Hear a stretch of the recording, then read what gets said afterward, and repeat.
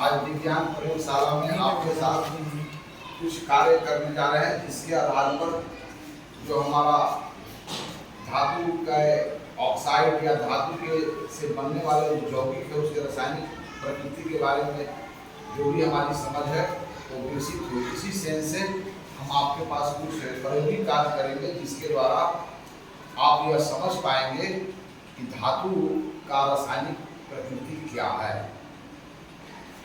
Class में आपको बताया हूँ कि धातुओं के भौतिक गुणों के बारे में खूब चर्चा हुई है आपको। धातु होने के लिए उसमें कौन कौन से भौतिक गुण होने चाहिए, आघात वर्धनीयता, तरंगीयता, टूटने के बाद रिंगिंग साउंड, विद्युत और ऊष्मा की सुचालकता, ये सब इत्यादि जो गुण के भौतिक गुण हैं।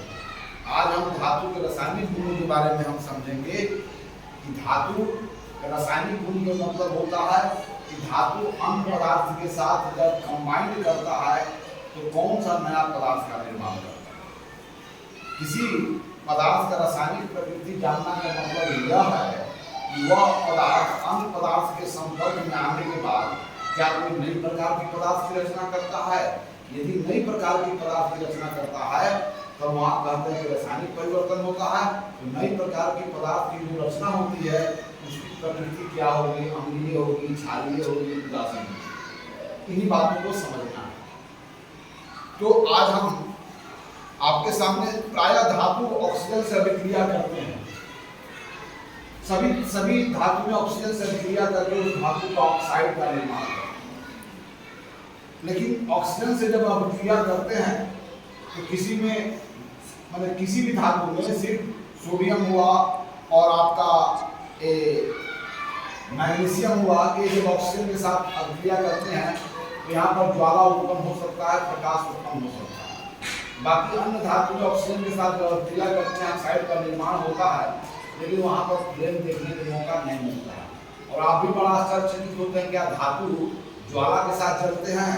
तो हाँ, तो मेरे हाथ में एक मैग्नीशियम धातु का एक रिबन है और इस मैग्नीशियम धातु को हम ऑक्सीजन के साथ अभिक्रिया कराएंगे। ऑक्सीजन के साथ अभिक्रिया करना, किसी चीज को जब जलाते हो तो वह जलना जो है एक प्रकार का उस पदार्थ का ऑक्सीजन के साथ अभिक्रिया होता है, उस पदार्थ का ऑक्साइड बनता है ना।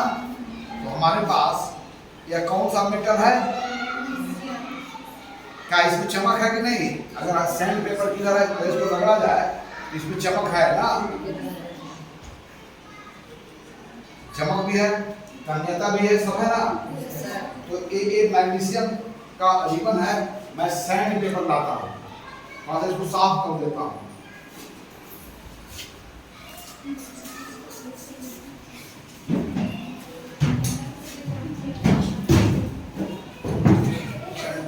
यहाँ पर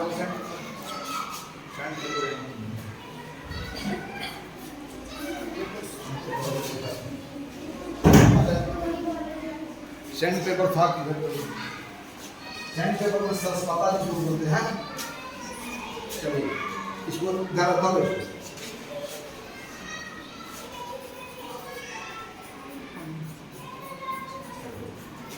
क्या चमक इसमें आ रहा है कि नहीं है? इसको सैंड पेपर से पूरा क्लियर कर दे तो इसमें चमक आ जाता, तन्यता है, यह इत्यादि गुण बता रहा है कि यह एक मेटल्स है। और ये कौन सा मेटल्स है? मैग्नीशियम। अब मैग्नीशियम मेटल के थोड़ा सा टुकड़ा को मैं काट के अलग करता हूँ। क्या हो गया ना? चलो कैंडल जलाओ।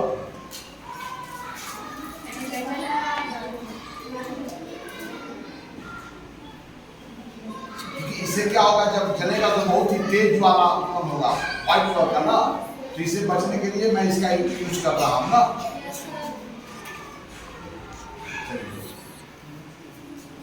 यहाँ रख दो।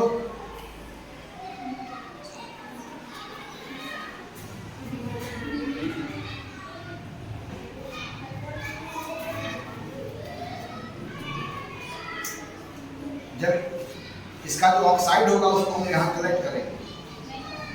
चलो चलो छोड़ो। किसी चीज को जलने के लिए जब तक उसका इनिशियल टेम्परेचर नहीं पहुंचेगा वह जल नहीं पाएगा।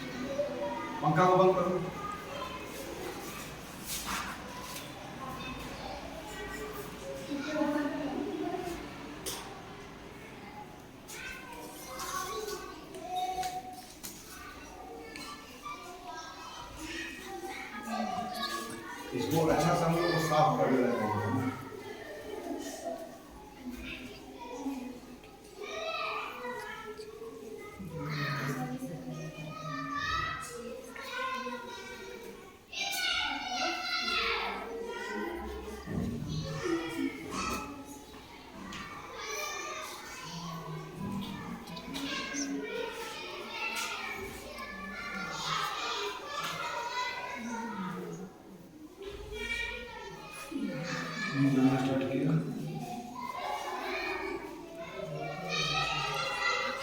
बहुत तेजी से लगा पड़े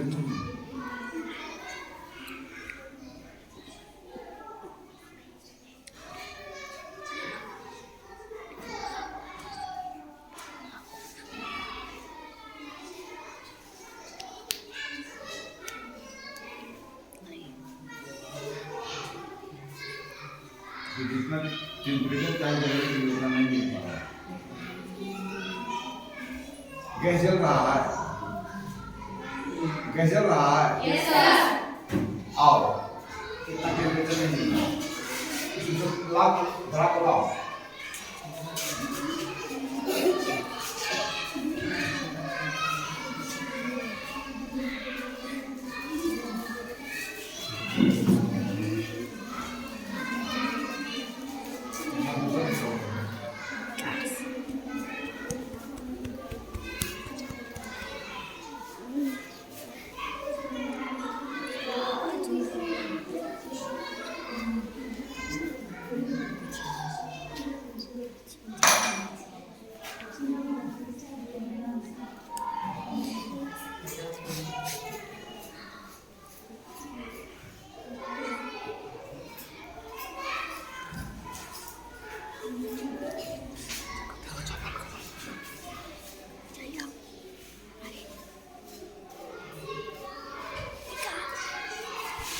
जल्दी आओ घर घूमो।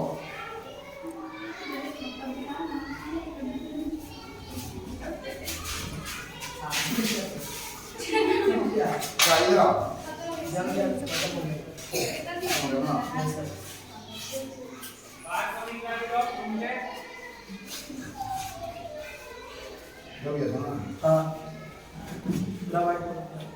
प्रोवाइड निकल रहा था ना, यहाँ नहीं चल रहा। टेम्परेचर यहाँ पर नहीं उतना जितना इसको चाहिए टेम्परेचर उतना मिल नहीं पा रहा है।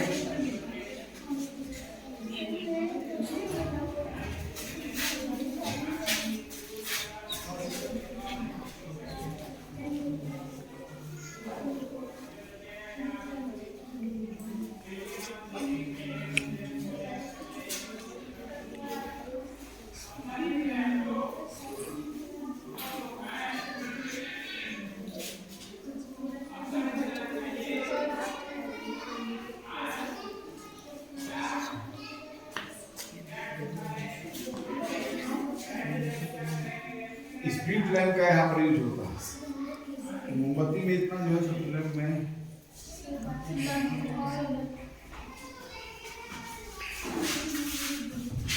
क्या पूजा हम वहीं पर दिखाते हैं। आओ सब कैमरा ले चलो, यहाँ पर हम करके बंद कैमरा ले चलो।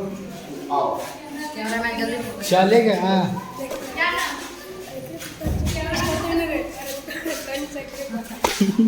अरे ज्यादा एकरे पर कर दी। अरे ज्यादा एकरे पर, अरे ज्यादा एकरे पर, हाँ एकरे पर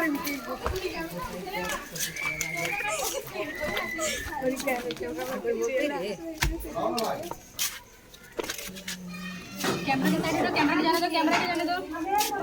गंदा वाला छोड़ो नहीं है, बंद करो। चलो कैमरा को। कैमरामैन जल्दी चलो।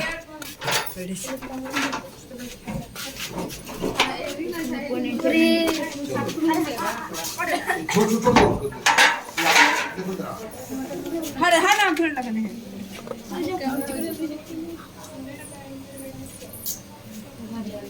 देखने को कितना रोशनी है।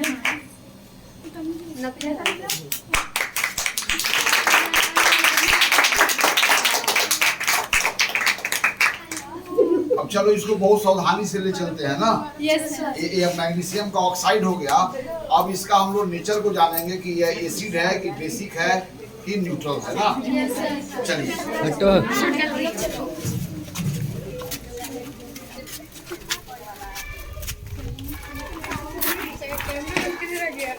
फोकस कीजिए। कैमरा टिकट बना दिया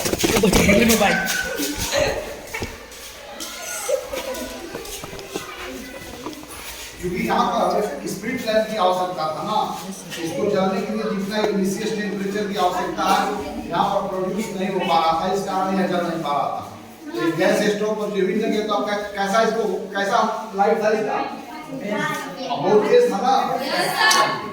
अब मैं इसको जरा निकालूं, एक कहाँ गया जाने, देखिए ये मैग्नीशियम का ऑक्साइड है। क्या है मैग्नीशियम का ऑक्साइड? अब मैग्नीशियम का ऑक्साइड को अब कैसा कलर में दिख रहा है? अब इसको मैं इसमें डाल दिया ना। अब यह आपका है शुद्ध जल। प्रयोग के लिए अगर हम टैप वाटर का यूज करते हैं या अन्य जगहों से तो उसमें बहुत सारे लवण घुले हुए होते हैं जिसके कारण रिजल्ट हमारे फेवर में नहीं आ सकता। इस कारण हमने प्योर वाटर का यूज किया ना, शुद्ध वाटर जिसे बोलते हैं डिस्टिल्ड वाटर। अब इसमें हम इसका सॉल्यूशन बना रहे हैं।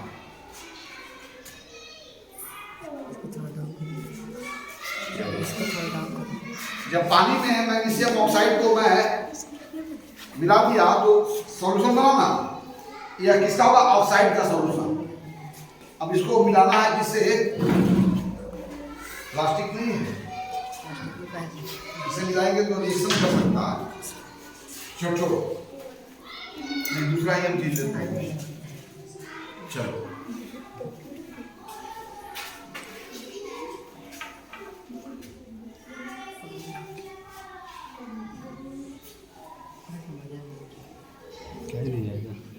सॉल्यूशन बना रहा है ना।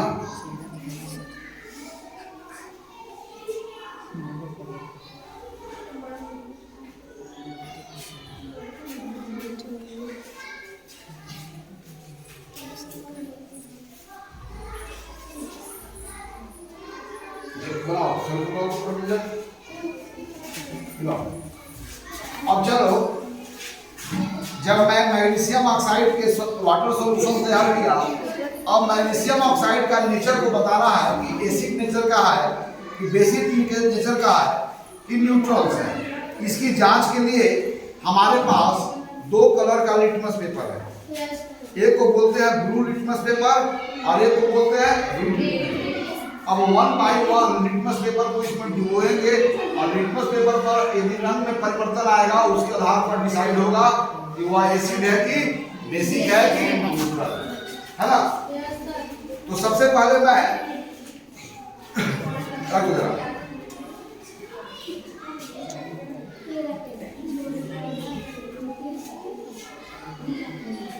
देखो ये रेड लिटमस पेपर को इसमें डुबा रहा हूं। चलिए रेड लिटमस पेपर को मैं इसमें डुबाया।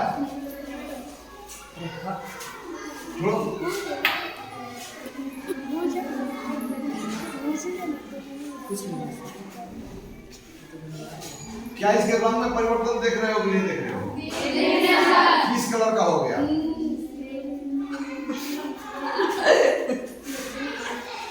नीला कलर का दिखाई दे रहा है।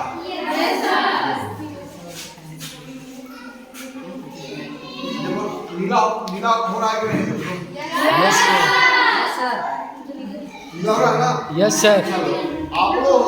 आप लोग भी इस रेड लिटमस को डुबाओ इसमें। देखो डुबाओ, डुबा के देखो।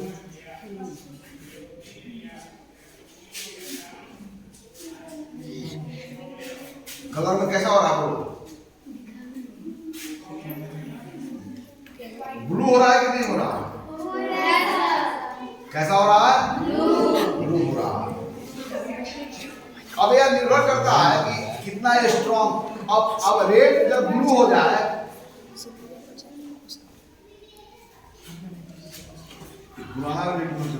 देखो यहाँ देखो ब्लू हो रहा है कि नहीं हो रहा? ब्लू हो रहा है, तो देख रहे हो हो रहा है ब्लू। भाग देख रहा हो ना। तो जब जब मैग्नीशियम ऑक्साइड के वाटर सॉल्यूशन में मैंने रेड लिटमस को डुबाया और इसका कलर चेंजिंग होकर क्या हो गया, जो इस बात को दर्शाता है कि धातु के ऑक्साइड प्राकृतिक में कैसा होते हैं, बेसिक होते हैं, क्षारीय होते हैं ना। कैसे होते हैं, क्षारीय। अब देख लो पूरा नीला हो रहा है कि नहीं रहा है, पूरा है ना। अगर इसमें हम ब्लू लिटमस को डुबोए तो कोई कलर में चेंजिंग नहीं आएगा। ब्लू लिटमस को में कोई कलर में चेंजिंग नहीं आना, यह बता रहा है कि धातु के ऑक्साइड, देखो ब्लू कलर में कोई चेंजिंग नहीं आ रहा है, तो यह बता रहा है कि धातु के ऑक्साइड यह अम्लीय नहीं है। अगर अम्लीय होता तो ब्लू लिटमस क्या होता, रेड है ना। ब्लू का एक ब्लू ही रहा ना, लेकिन जब इसमें हमने रेड लिटमस को डुबाया तो इसका कलर देख लो पूरा हो जाएगा, धीरे धीरे हो जाएगा। पुराना लिटमस पेपर है, देखो ब्लू हो रहा है कि नहीं हो रहा। तब इससे हम लोग क्या निर्णय लिए कि धातु के ऑक्साइड की रासायनिक प्रकृति क्या होता है, अम्लीय होता है, क्षारीय होता है, उदासीन होता है। क्या होता है, क्षारीय। यस, तो धातु का ऑक्साइड, जो भी धातु का ऑक्साइड और हाइड्रोक्साइड होगा, उसका जब भी वाटर सॉल्यूशन लोगे और उसमें जब रेड लिटमस को डुबोगे तो उसका ब्लू कलर अगर हो जाता है तो वह शो करता है कि उसका नेचर जो है, केमिकल नेचर, वह क्या है, बेसिक है। देखो ब्लू हो गया ना, यस सर, हाँ धीरे देख लो, है ना, ठीक है। तब कहेंगे सर या ब्लू लिटमस का कलर में चेंजिंग कब आता है, तो अगर यहाँ पर कोई मैं एसिडिक सॉल्यूशन लेता, अब एसिड क्या क्या है, तो हम लोग नींबू खाते हैं ना, तो नींबू में एसिड होता है, क्या नींबू है यहाँ पर, अगर नींबू होता अगले दिन लाना तो नींबू का भी हम लोग सॉल्यूशन तैयार करेंगे और उसमें लिटमस पेपर को डुबो करके उसमें होने वाला रंग परिवर्तन के आधार पर हम निर्णय करेंगे कि नींबू का जो सॉल्यूशन है, वाटर सॉल्यूशन, लेमन सॉल्यूशन, वह सॉल्यूशन जो है एसिडिक है कि बेसिक है। आप समझ गए ना। चलिए अब देखिए आपके पास यह भी चौक इसका यूज करते हैं, यह कैल्शियम हाइड्रोक्साइड है। इसका भी सॉल्यूशंस को अगर हम लें तो इसका भी सॉल्यूशंस क्या होगा, बेसिक होगा। क्या होगा, बेसिक। क्योंकि यह कैल्शियम हाइड्रोक्साइड है ना, तो आप कैल्शियम हाइड्रोक्साइड इसका भी सॉल्यूशन ले सकते हैं, तो क्या आप देखेंगे, बेसिक होगा ना। इस प्रकार से हम लिटमस पेपर के द्वारा एसिड, बेसिक और न्यूट्रल प्रकृति का जांच करते हैं। यदि दोनों को डालने के बाद कलर में कोई चेंजिंग नहीं हुआ तो वह जो सॉल्यूशंस है वह न्यूट्रल सॉल्यूशंस है। एक बात और विशेष तौर पर मैं और जानकारी दे देता हूं। हमारे पास एक और था ना, एक किधर गया है, तो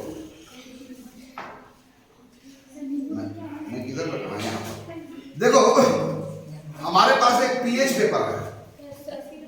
इस पीएच पेपर के द्वारा हम जांच कर सकते हैं कि कोई अगर एसिड है तो कितना स्ट्रॉन्ग एसिड है या कितना वीक एसिड है। इसके द्वारा पीएच वैल्यू को मालूम किया था। पीएच वैल्यू जो है 7 बताता है कि सॉल्यूशन न्यूट्रल है। अगर 7 से कम पीएच वैल्यू है तो वह एसिडिक है, 7 से ऊंचा है तो वह बेसिक है। अब 7 से नीचे है तो बहुत सारे हैं, जिसका 7 से नीचे है तो भी एक क्रम में होते हैं, तो जो बहुत ही मजबूत एसिड होगा उसका पीएच वैल्यू बहुत ही कम होगा, और जो स्ट्रॉन्ग बेस होगा उसका पीएच वैल्यू बहुत ही ज्यादा होगा। तो किसी सॉल्यूशन के पीएच वैल्यू की जांच करने के लिए हम इस पेपर का यूज करते हैं। इसका प्रयोग हम बाद में करके दिखाएंगे। आज हमने क्या सीखा कि मैग्नीशियम एक ऐसी धातु है जो ज्वाला के साथ जलती है, और मैग्नीशियम का जो ऑक्साइड है उसका सॉल्यूशन में लिया वाटर सॉल्यूशन, और उसमें जब रेड लिटमस को डुबोया तो ब्लू हो गया, और ब्लू लिटमस को डुबोया तो नो कलर चेंजिंग हुआ। इस आधार पर हम कह सकते हैं कि धातु के ऑक्साइड की रासायनिक प्रकृति क्या होती है, इसी बात के साथ आज का यह वैज्ञानिक कार्य जो आपके साथ हम किए यहीं पर समाप्त होती है। फिर हम अगले दिन आपकी किताब में जो समस्याएं होंगे उस समस्याओं को हम लोग यहाँ पर हैंड डाउन एक्टिविटी के द्वारा समझने का प्रयास करेंगे।